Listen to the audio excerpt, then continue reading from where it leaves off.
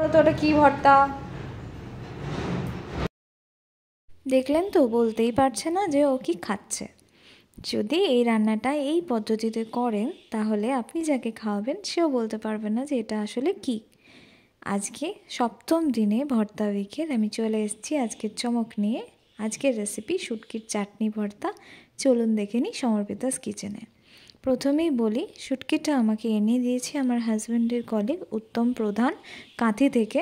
ওই প্রতিবার আমাকে মাছগুলো এনে দেয়। এখানে আমি 100 গ্রাম মতো চিংড়ি আর লোটে শুটকি মিক্স করে নিয়েছি। প্রথমেই কড়াইটা বসিয়ে শুকনো কড়াইতে আমি মাছগুলোকে ভালো করে নেড়ে নেব। ভালো করে নেড়ে নিয়ে খানিকক্ষণ ধরে মাছটাকে আমি গরম জলে ভিজিয়ে রাখবো।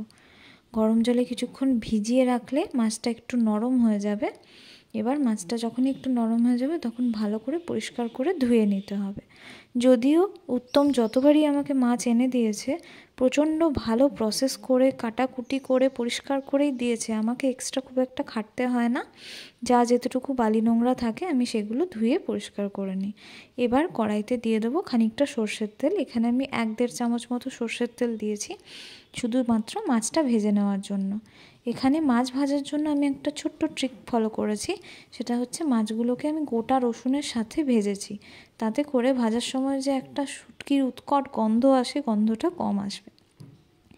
এবার আমি একটা রসুনকে পুরো কোয়াগুলোকে ছাড়িয়ে দিয়ে দিয়েছি মাছটার সাথে।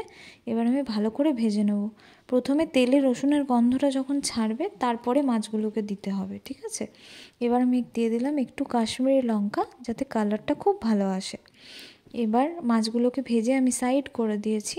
টমেটোটা শুকনো লঙ্কা দিয়ে আর কাশ্মীরি লঙ্কা দিয়ে আমি বেটে নেব, যাতে একটা ফ্রেশ রেড কালার আসে। ঠিক এই কালারটাই এটা রান্নাতে ভীষণ একটা ভালো টেক্সচার নিয়ে আসবে। এবার করে নেব মাছগুলোকে পেস্ট। দেখুন আমি মাছ পেস্ট করে নিয়েছি, রসুন বেটে নিয়েছি আর 4টে বড় সাইজের পেঁয়াজকে ভালো করে কুচি কুচি করে কেটে নিয়েছি। করে নিই বাকি রান্নাটা। বাকি রান্নাটা করার জন্য আমি দিয়ে দেবো একটু বেশি করে সর্ষের তেল। সর্ষের তেল আমি এখানে 3 চামচ মতো নিয়েছি। তেলটাকে ভালো করে গরম করে দিয়ে দেবো অল্প একটু চিনি কালারের জন্য। এবার দিয়ে দেবো 3 বড় চামচ রসুন বাটা। রসুন বাটাটাকে ভীষণ সুন্দর করে ভেজে নিতে হবে। রসুনের কাঁচা গন্ধটা যেন একদমই না থাকে। কাঁচা গন্ধটা চলে গেলেই তেলের মধ্যে রসুনের গন্ধটা মিক্স হয়ে যাবে। ভালো করে ভাজা হলে তখন আমরা পেঁয়াজ কুচিগুলোকে দিয়ে দেবো। পেঁয়াজ কুচির পরিমাণটা যেহেতু বেশি, যখনই আমরা রসুনের সাথে পেঁয়াজটাকে দেব সমস্ত তেলটা আর ময়েশ্চারটা টেনে নেবে, দেখে মনে হবে যে শুকনো হয়ে গেল। কিন্তু একটু বেশিক্ষণ ধরে ভেজে নিলেই তেলটা আবার ছেড়ে দেবে আর খুব সুন্দর কালার চলে আসবে। রসুন পেঁয়াজটা আমার ভাজা কমপ্লিট। এবার দিয়ে দেবো টমেটো বাটাটা। টমেটোটা দিয়ে কষে নিতে হবে। কষতে একটু টাইম লাগবে, ধৈর্য ধরে ভালো করে কষতে হবে। টমেটোটা ভালো করে কষা হয়ে গেলে আমরা গুঁড়ো মশলাগুলোকে এই মশলাটার সাথে অ্যাড করে দেবো। এখানে গুঁড়ো মশলার মধ্যে আমি শুধুমাত্র নিয়েছি 2 চামচ জিরে গুঁড়ো আর 2 চামচ ধনে গুঁড়ো। এর বাইরে কোনো মশলা দেওয়ার কোনো দরকার নেই। এবার আমি রান্নাটাকে খুব ভালো করে কষতে থাকবো। গুঁড়ো মশলাটাও কষা খুব ইম্পর্ট্যান্ট, নাহলে একটা কিচকিচে ভাব থাকে যেটা স্বাদটা নষ্ট করে দিতে পারে রান্নার।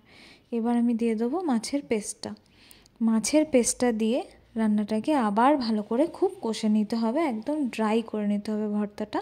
যত ড্রাই করা যাবে তত সুন্দর টেস্ট হবে। মাছের পেস্টটা দিয়ে খুব বেশি নাড়ার দরকার নেই, একটু কম টাইমই লাগবে, কারণ এটা ভেজে পেস্ট করা হয়েছে, খুব বেশি গন্ধ বেরোবে না। ভালো করে মাছটাকে আমি কষে নিয়েছি। দেখুন অলমোস্ট একটু ড্রাই হয়ে আসার পর আমি নুনটা দিয়েছি, কারণ প্রথমেই যদি ভর্তাতে নুন দিয়ে দিই পরিমাণটা কম বেশি হয়ে যাওয়ার চান্স থাকে। তাই আলটিমেট যে পরিমাণটা দাঁড়াবে সেই পরিমাণ অনুযায়ী নুন চিনিটা দিতে হবে। এবার আমি গরম মশলা দিয়ে দিলাম।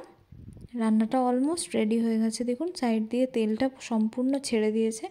আর দিয়ে দিলাম 1 মুঠো মতো ফ্রেশ ধনেপাতা। এবার রান্না থেকে গন্ধটাও খুব সুন্দর আসছে আর দেখতেও অসাধারণ হয়েছে। আমি রান্নাটা নিজেই দেখে ভাবছিলাম খুবই লোভনীয় দেখতে হয়েছে আর খেতেও ততটাই সুন্দর হয়েছে। দুঃখের বিষয়, যে আমাকে শুটকিটা দিয়েছে তাকেই এবার খাওয়াতে পারিনি, সে যায়নি অফিসে সেদিন। এবার যেদিন ও আসবে সেদিন নিশ্চয় ওর জন্য আমি স্পেশাল করে বানিয়ে দেব। এবার আমি ভর্তাটা সার্ভ করে দিচ্ছি, দেখি আমার হাজব্যান্ড খেয়ে কি বলে।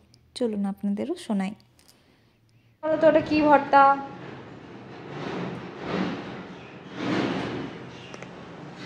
এটা তো শুটকি মাছের ভর্তা, কিন্তু বোঝা যাচ্ছে না একদম শুটকি মাছ এটা। কেমন লাগছে খেতে? অসাধারণ। আগের বারের মতো ঝাল হয়ে যায়নি তো? না, এবার ঝাল ঠিক আছে? ঝাল ঠিক আছে। ওকে। আমার ভিডিও ভালো লাগলে আমার চ্যানেলটি ফলো সাবস্ক্রাইব করে রাখবেন। ধন্যবাদ ভিডিও দেখার জন্য।